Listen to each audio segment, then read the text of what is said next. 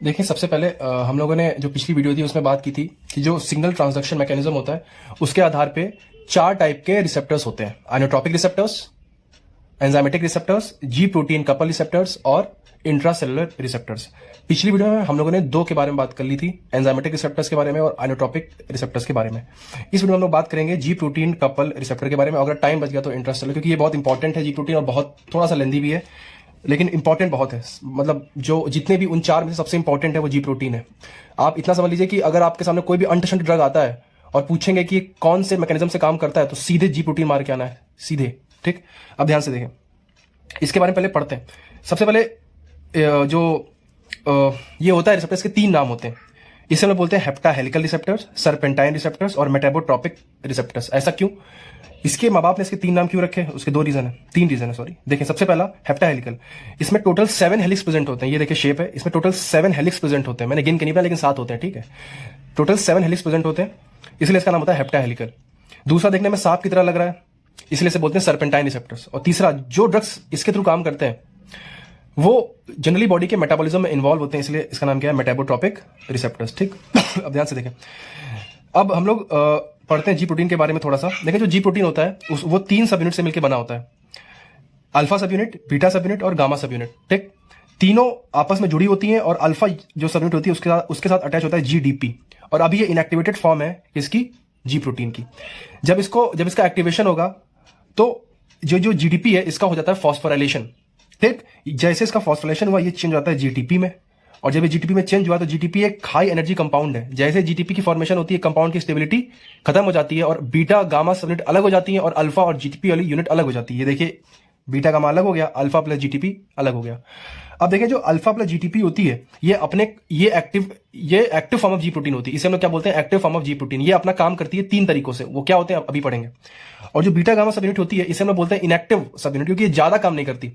ठीक है, ज्यादा काम नहीं करती, लेकिन ये कुछ आयन चैनल्स को कंट्रोल कर सकती है, जैसे कि पोटेशियम चैनल्स को। ठीक, तो अब तक क्या हुआ? मैंने इतना बताया कि जी प्रोटीन जो होता है अल्फा बीटा गामा से जुड़ा होता है। बीटा गामा इनएक्टिव फॉर्म होती है, अल्फा और जीडीपी एक्टिव फॉर्म होती है। बस इसके 3 नाम होते हैं, इतना बताया। ठीक, अब ध्यान से देखें, जी प्रोटीन जो होता है वो भी 3 तरीके का होता है, उसके भी 3 टाइप होते हैं, जी आई, जी एस और G Q, inhibitory, stimulatory, quiescent. ठीक, अब देखें, जो इनिबिटरी होगा, अभी आप हल्का फुल्का ध्यान रखें कि ये इनिबिटरी को इसलिए बोलते हैं क्योंकि ये इनिबिटरी सिग्नल देता है एडेनाइल साइक्लेज एंजाइम को, और जब ये एंजाइम इनिबिट होगा तो सीएमपी की कंसंट्रेशन सेल में कम हो जाएगी। स्टिमुलेटरी वाला जो होता है ये पॉजिटिव सिग्नल देता है एडेनाइल साइक्लेज को, और जब ये एक्टिव होगा तो सीएमपी की कंसंट्रेशन सेल में बढ़ने लगेगी। जो क्विसेंट वाला होता है ये कैल्शियम को रेगुलेट करके सेल में काम करता है। ठीक, ये जो ब्लू पेन से लिखा हुआ है इसके बारे में थोड़ी देर में बात करेंगे, थोड़ी देर बाद बात करेंगे। ठीक है, फिलहाल इतना ध्यान रखें। 3 फॉर्म होती है, इनिबिटरी, स्टिमुलेटरी, क्विसेंट। इनिबिटरी वाला एसी के लिए क्या होता है? इनिबिटरी। स्टिमुलेटरी वाला एसी के लिए स्टिमुलेटरी, और क्यू वाला कैल्शियम के लेवल को चेंज करके अपना काम करता है। समझ आई बात? अब मैंने आपसे कहा था कि ये जो अल्फा और जीटीपी वाली यूनिट होती है ना, ये अपना काम 3 तरीके से कर सकती है। तो देखें वो कौन से 3 तरीके होते हैं। देखें, या तो वो सेल में सीएमपी के लेवल को चेंज कर देंगे। सीएमपी के लेवल को चेंज करने को बोला मैंने, बढ़ाने या कम करने को नहीं बोला।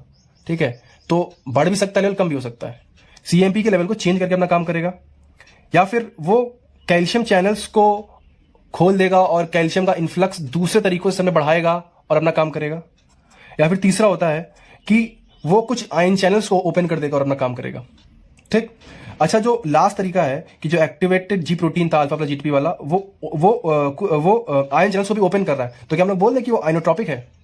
नहीं, देखिए आइनोट्रोपिक नहीं बोल सकते, क्योंकि जब मैंने आपको पढ़ाया था आइनोट्रोपिक तो उसमें बताया था कि आइनोट्रोपिक की खास बात ये होती है फास्टेस्ट एक्टिंग होते हैं और उनके रिसेप्टर्स सीधे आयन चैनल्स से प्रेजेंट होते हैं। लेकिन यहाँ पे ऐसा नहीं है, यहाँ पे आयन चैनल्स खुल तो रहे हैं बट बहुत लेट प्रोसीजर है। पहले जी प्रोटीन आएगा, फिर वो टूटेगा एक्टिव इनएक्टिव में, फिर जो एक्टिव वाला पार्ट होगा वो आयन चैनल्स को ओपन करेगा। तो ये आइनोट्रोपिक नहीं है। ठीक, तो हम लोग सबसे पहले इनके एक एक एग्जाम्पल समझते हैं कि कैसे सीएमपी के लेवल को चेंज करके वो अपना काम करता है, कैसे कैल्शियम के थ्रू रह के अपना काम करता है, और कैसे आयन चैनल्स को ओपन करके अपना काम करता है। इसके 3 एग्जाम्पल है, अलग अलग पढ़ लेते हैं, बहुत इंपॉर्टेंट। देखिए, सबसे पहला हम लोग पढ़ते हैं कि जी प्रोटीन सीएमपी के लेवल को चेंज करके अपना काम कैसे करता है और कब करता है, उसका एक एग्जाम्पल। तो देखिए, जो एड्रेनलिन हार्मोन होता है ना, उसके बॉडी में जो रिसेप्टर होते हैं वो 2 टाइप के होते हैं, अल्फा और बीटा। ठीक, अब अल्फा भी 2 टाइप का होता है, अल्फा 1, अल्फा 2, बीटा होता है 3 टाइप का, बीटा 1, बीटा 2, बीटा 3। बट अभी वो काम की बात नहीं है। अभी हम लोग बस इतना समझते हैं कि एड्रेनलिन के जो बीटा वाले रिसेप्टर्स होते हैं वो काम करते हैं थ्रू सीएमपी के लेवल को चेंज करके। देखें कैसे, मान ले एड्रेनलिन आया, बाइंड किया, जी प्रोटीन एक्टिवेट हो गया, वो टूट गया एक्टिवेटेड फॉर्म और इनएक्टिवेटेड फॉर्म में। जो एक्टिवेटेड फॉर्म थी उसने सीएमपी के लेवल को बढ़ा दिया, और जब उसने CAMP के लेवल को बढ़ा दिया तो आप खुद ही कॉमन सेंस लगाओ कि अगर वो CAMP के लेवल को बढ़ा रहा है तो कौन सा जी प्रोटीन होगा, स्टिमुलेटरी वाला होगा ना, GS। तो उसने CAMP के लेवल को बढ़ा दिया और CAMP के लेवल जैसे बढ़ा तो inactive protein kinase active protein kinase में चेंज हो जाता है और फिर अपना बायोलॉजिकल इफेक्ट शो करता है। देखिए बार बार मैं ये बोलता हूँ, ये protein kinase, inactive, active protein kinase. तो देखें जो प्रोटीन होते हैं ना वो इनएक्टिव पड़े होते हैं, जब उनका फॉस्फोराइलेशन होता है तब वो अपनी एक्टिव फॉर्म में कन्वर्ट होते हैं। तो जो प्रोटीन तो उनका फॉस्फोराइलेशन करता कौन है, एक एंजाइम प्रोटीन काइनेज। ठीक, तो ये inactive protein kinase active protein kinase general term है, किसी भी प्रोटीन, जिस भी प्रोटीन को ये एडेनिल हार्मोन कंट्रोल कर रहा होगा उस प्रोटीन का एक्टिवेशन हो रहा है, बस ये इतना दिखाता है। ठीक है, तो ये जनरल टर्म है, कोई एक स्पेसिफिक टर्म नहीं है। ठीक, और फिर उसने अपना इफेक्ट शो किया। अब ध्यान से देखें, अब कुछ ये चीज ध्यान रख लें कि जब भी CAMP का लेवल सेल में बढ़ता है तो वो हार्ट रेट को तो स्टिमुलेट करता है। CAMP का लेवल बढ़ा तो हार्ट रेट तो स्टिमुलेट हुआ, लेकिन बाकी की most of the muscle relax हो जाती हैं, मतलब बोल देता हूं वैसोडाइलेशन हो जाता है बाकी की सारी मसल्स में। ठीक, तो मतलब अगर बीटा रिसेप्टर के थ्रू एडेनिल काम करेगा तो हार्ट रेट को तो बढ़ाएगा, लेकिन बाकी सारे जो रिसेप्टर्स होंगे वो कैसे हो जाए, लेकिन जो बाकी सारी मसल्स होंगी वो कैसे हो जाएंगी, डायलेट हो जाएंगी, रिलैक्स हो जाएंगी। ठीक, नेक्स्ट बात करते हैं कैल्शियम के थ्रू और इसका एग्जांपल। तो जो एडेनिल के अल्फा रिसेप्टर्स होते हैं ना, ये प्रेजेंट होते हैं मेनली ब्लड वेसल्स में। ठीक, अच्छा बीटा वाले मेनली प्रेजेंट होते हैं हार्ट में। अब जो अल्फा मतलब हार्ट और कुछ मसल्स में भी। ठीक, और जो अब हम लोग पढ़ते हैं second example, act through calcium. तो जो एडेनिल के अल्फा वाले रिसेप्टर्स होंगे वो मेनली होते हैं ब्लड वेसल्स में। ठीक, वही होगा, आगे वो बाइंड हुआ अल्फा रिसेप्टर से, जी प्रोटीन एक्टिवेट हुआ, इनएक्टिव एक्टिव। अब जो एक्टिव फॉर्म है वो क्या करेगी, वो कैल्शियम के लेवल को सेल में बढ़ाएगी। देखें कैसे बढ़ाएगी हम लोग अभी सब पढ़ेंगे, लेकिन फिलहाल आप इतना जाने कि बढ़ाएगी। और जैसे सेल में कैल्शियम लेवल बढ़ा तो होता है वेजो कॉन्स्ट्रिक्शन और उसके से BP क्या हो जाता है, बढ़ जाता है। ठीक, तो एक बहुत ही इंटरेस्टिंग चीज आती है, मान लो तुमने किसी पेशेंट को अल्फा ब्लॉकर्स पहले दे दिए कि जितने उसके एडेनिन के अल्फा के रिसेप्टर्स थे वो ब्लॉक हो गए, और फिर तुमने उसको एडेनिलिन दिया। अल्फा वाले तो काम नहीं कर रहे, तो काम कौन करेगा, बीटा वाले। तो जब बीटा वाले काम करेंगे तो क्या होता है, BP में फॉल हो जाएगा, क्योंकि बाकी सारी मसल्स में क्या हो गया, वेजोडाइलेशन हो गया है। हार्ट रेट तो बढ़ेगा लेकिन BP कम हो जाएगा। सोचो एडेनिलिन दे रहे हो फिर भी BP कम हो जा रहा है, इसे हम बोलते हैं डायलस वेजोमोटर रिवर्सल। ठीक, बहुत अच्छी बात है। अब आते हैं लास्ट एग्जांपल पे कि आयन चैनल्स ओपन करके काम कैसे करता है। तो ध्यान से देखें, इसका सबसे अच्छा एग्जांपल होता है एसिटाइलकोलाइन। एसिटाइलकोलाइन के जो M2 रिसेप्टर्स होते हैं वो मेनली प्रेजेंट होते हैं हार्ट में। ठीक, स्पेलिंग इसमें देख लेना, HEART, हार्ट लिखा हुआ है, मेनली हार्ट में होते हैं M2 रिसेप्टर्स। ठीक, और इसका नाम होता है शायद मस्क्रेनिक रिसेप्टर्स बोलते हैं। ठीक है, M2 देखो जो मस्क्रेनिक रिसेप्टर्स होते हैं वो 5 टाइप के होते हैं, M1, M2, M3, M4, M5। ठीक, तो जो M2 वाला होता है वो होता है हार्ट में। ठीक, तो हमें अभी बस इस पे फोकस कर रहे हैं। तो मतलब एसिटाइलकोलाइन आया, उसके जो M2 रिसेप्टर्स हार्ट में थे उन पे एक्ट करता है, तो वो पोटेशियम चैनल्स को ओपन कर देता है हार्ट में। जब पोटेशियम चैनल्स ओपन हो गए तो क्या होगा, सेल का हाइपरपोलराइजेशन होगा, और इसके से क्या होगा, BD कार्डिया। हम लोग एक कक्षा 12 से पढ़ते आ रहे हैं कि जो एसिटाइलकोलाइन होता है वो हार्ट रेट को क्या कर देता है, कम कर देता है, ऐसे कम कर देता है। ठीक, अब हम लोगों ने सब कुछ हल्का फुल्का जान लिया है, अब हम लोग आते हैं मेन इसके थ्योरी पे। देखें बहुत आसान है, सिंपल में बस समझते जाएं। देखिए ये है हमारा जी प्रोटीन। ठीक, ये हमारा जी प्रोटीन है, सॉरी ये हमारा जी प्रोटीन कपल रिसेप्टर, ये, और ये उससे अटैच्ड जी प्रोटीन। ड्रग आके बाइंड हुआ, और जैसे ड्रग आके इस रिसेप्टर पे बाइंड हुआ ये प्रोटीन एक्टिवेट हो गया। एक्टिवेट होगा तो क्या होगा, बीटा गामा अलग, अल्फा और GTP अलग। सही है।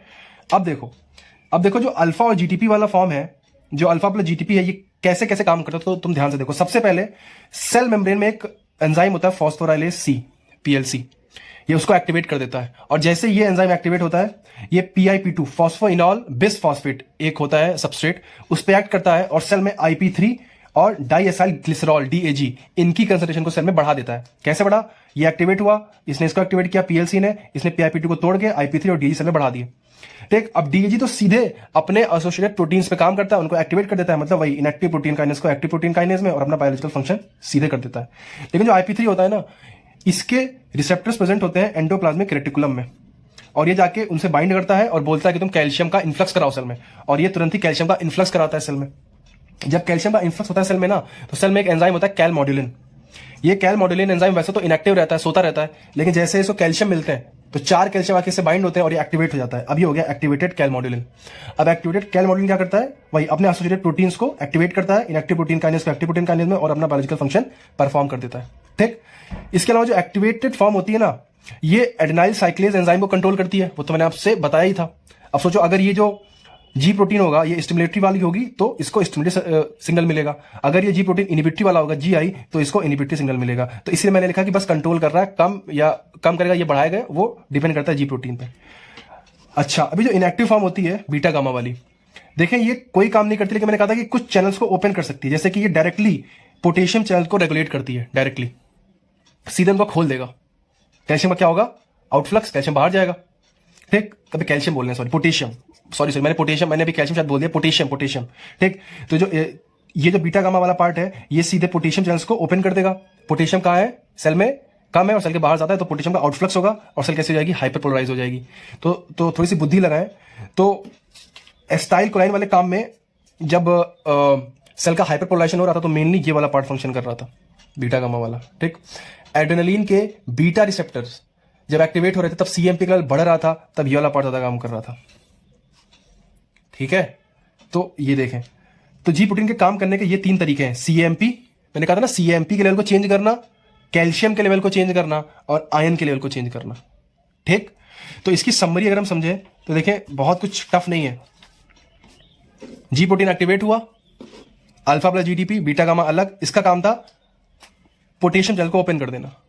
ठीक, बाकी अब अगर जी प्रोटीन जी आई वाला होगा तो एडेनाइल साइक्लेज इनिबिट होगा, सीएमपी कम हो जाएगा।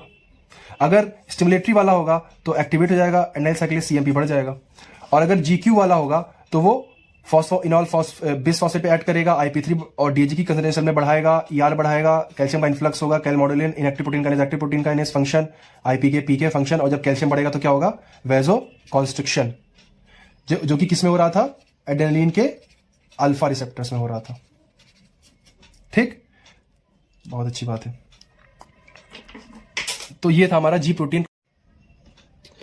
अब चलो खत्म ही कर देते हैं यार, कौन बाबर वीडियो बनाएगा। अब आते हैं लास्ट, इंट्रासेलुलर रिसेप्टर्स पे। देखिए नाम ही से है इंट्रासेलुलर रिसेप्टर्स, इसका मतलब जो इन ड्रग के रिसेप्टर्स होंगे वो सेल के बाहर प्रेजेंट होंगे। इससे पहले जो 3 पढ़े थे, जी प्रोटीन, एंजाइमेटिक, एनोट्रोपिक, इन तीनों के जो रिसेप्टर थे वो सेल के बाहर प्रेजेंट थे, लेकिन इसके कहां पे होंगे, सेल के अंदर। अच्छा, सेल के अंदर भी 2 जगह होती है, या तो साइटोप्लाज्म में होंगे, ये देखिए साइटोप्लाज्मिक, या तो फिर न्यूक्लियस के अंदर होंगे, nuclear receptor, cytoplasmic receptor, nuclear receptors. ठीक, देखिए जिन भी ड्रग्स के रिसेप्टर सेल के अंदर होते हैं ना, तो वो जनरली न्यूक्लियर मैकेनिज्म के थ्रू काम करते हैं। थोड़ा सा वर्ड पे ध्यान दें, न्यूक्लियर मैकेनिज्म के थ्रू काम करते हैं। मतलब जिनके साइटोप्लाज्मिक भी हैं वो भी फाइनली जाते हैं न्यूक्लियस के अंदर और डीएनए के रेप्लिकेशन को इफेक्ट करते हैं, ट्रांसक्रिप्शन को इफेक्ट करते हैं, ट्रांसलेशन को इफेक्ट करते हैं। जो भी एसोसिएटेड प्रोटीन्स होंगे उस ड्रग से रिलेटेड, उनके ट्रांसक्रिप्शन, ट्रांसलेशन को इफेक्ट करेंगे और अपना फंक्शन, बायोलॉजिकल फंक्शन प्रोड्यूस करेंगे। ठीक, अब तक जो तीनों रिसेप्टर्स थे वो सेल के बाहर प्रेजेंट थे, तो वो काम थोड़ा सा जल्दी कर रहे थे, बट ये सबसे स्लो काम करेंगे क्योंकि इनको डीएनए के लेवल पे चेंज करना है, ट्रांसक्रिप्शन, ट्रांसलेशन, ट्रांसक्रिप्शन इनको इफेक्ट करना है, तो ये जनरली स्लो काम करते हैं। और इनके जो इफेक्ट है वो 24 घंटे तक आते हैं, क्योंकि ये ऑब्वियसली डीएनए में चेंज कर रहे हैं। ठीक, तो मैंने कहा था ना कि 2 टाइप के होते हैं, तो साइटोप्लाज्म के अंदर होंगे रिसेप्टर या फिर न्यूक्लियस के होंगे। तो साइटोप्लाज्मिक के 2 एग्जांपल याद कर लें, कॉर्टिकोस्टेरॉइड बीटा और विटामिन डी के। साइटोप्लाज्मिक को याद कर लें सीडी से, सी का मतलब कॉर्टिकोस्टेरॉइड, वो ग्लूकोकॉर्टिकोस्टेरॉइड भी हो सकते हैं और मिनरलो भी हो सकते हैं। न्यूक्लियर के एग्जांपल याद कर लें पीएसवीटी से। ठीक है, पीएसवीटी, पी से होता है peroxisome proliferator activator receptor, peroxisome proliferator activator receptor. S से होते हैं सेक्सुअल हार्मोन्स के रिसेप्टर्स, एस्ट्रोजन, टेस्टोस्टेरोन और प्रोजेस्टेरोन के। ए से होते हैं विटामिन ए और टी से हमारा थायराइड के रिसेप्टर, थायरॉक्सिन हार्मोन के। ठीक, बस हो गया, खत्म।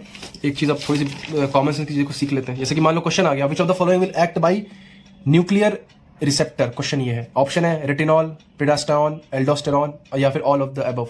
ठीक, तो ध्यान से देखें, यहां पे बात हो रही है न्यूक्लियर रिसेप्टर वर्ड इस्तेमाल है। इसका मतलब जिसके रिसेप्टर ही न्यूक्लियस के अंदर हो, तो उसका आंसर क्या हो जाएगा, रेटिनॉल, क्योंकि विटामिन ए होता है ना, बताया था मैंने, पीएसवीटी, सॉरी हाँ पीएसवीटी में आता था विटामिन ए। ठीक, क्वेश्चन आ गया, विच of the following work by nuclear mechanism. तो देखिए न्यूक्लियर मैकेनिज्म के थ्रू तो दोनों ही काम करते हैं, साइटोप्लाज्मिक वाले भी और न्यूक्लियर भी, क्योंकि फाइनली वो चेंज कहां पे कर रहे हैं, लेवल पे, किसके, डीएनए का ट्रांसक्रिप्शन कंट्रोल कर रहे हैं, ट्रांसलेशन कंट्रोल कर रहे हैं। तो which of the following will work by nuclear mechanism, तो answer all of the above चला जाएगा।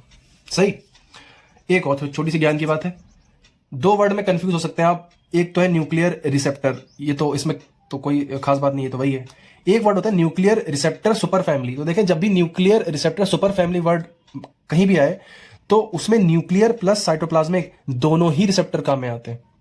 मतलब जैसे क्वेश्चन है कि which of the following belongs to nuclear receptor super family, तो आंसर ये ऑल ऑफ द अबव ही जाएगा, इसमें सारे इंक्लूडेड होंगे, साइटोप्लाज्मिक प्लस न्यूक्लियर। ठीक, अच्छा अब जो समरी है, देखिए मैंने आपको पढ़ाया सबसे पहले अनोट्रोपिक, उसके मैंने एग्जाम्पल आपको याद कराते 5, nerve to nerve, nerve to muscle, GABA A, NMDA और 5HT3। फिर मैंने सेकंड पढ़ाया था एंजाइमेटिक, उसमें मैंने कहा था साइटोकाइंस और पिग हार्मोन, प्रोलैक्टिन, इंसुलिन और ग्रोथ हार्मोन। फिर मैंने जी प्रोटीन में आपको एक भी एग्जाम्पल नहीं बताया था, हाँ 3 बताए थे, अल्फा एडेनिन के अल्फा बीटा, लेकिन उनके अलावा भी छोड़ दो, मैंने कोई स्पेसिफिक आपको एग्जाम्पल नहीं याद करा। इसमें टोटल 5 एग्जाम्पल है, CD कॉर्टिकोस्टेरॉइड और विटामिन डी और PSVT है ना, वो पैरोक्सिसोम प्रोलिफरेटर एक्टिवेटर रिसेप्टर और सेक्सुअल हार्मोन के रिसेप्टर, विटामिन ए के रिसेप्टर और थायरॉक्सिन के रिसेप्टर्स। इतने एग्जाम्पल के थ्रू कुछ भी आए, ऐसी चीज जो आपने कभी नाम भी ना सुना हो, तो आपको सीधे आंसर क्या मार के आना है, जी प्रोटीन कपल रिसेप्टर, वो इसीलिए इतना इंपॉर्टेंट था। लेकिन थोड़ी सी बुद्धि खोल के आंसर करना है, जैसे कि मैंने पढ़ाया था ग्रोथ हार्मोन, और मान लो आ गया GHRH, तो ग्रोथ हार्मोन रिलीजिंग हार्मोन एक अलग हार्मोन होता है, ग्रोथ हार्मोन अलग हार्मोन होता है, तो GHRH मैंने आपको किसी में स्पेसिफिक एग्जांपल नहीं बताया, तो क्या मारेंगे, जी प्रोटीन कपल रिसेप्टर। ठीक, इंसुलिन तो आपको याद ही है, एंजाइमेटिक से काम करता था, टायरोसिन काइनेज। मान लो कोई ड्रग आ गया, सालबुटामॉल, फालबुटामॉल, फलानामॉल, डिमकानामॉल, कभी नाम नहीं सुना, तो जी प्रोटीन कपल रिसेप्टर्स, मतलब ज्यादातर ड्रग्स जो होते हैं वो उसी के थ्रू काम करते हैं। ठीक है, तो this was all about intracellular receptors.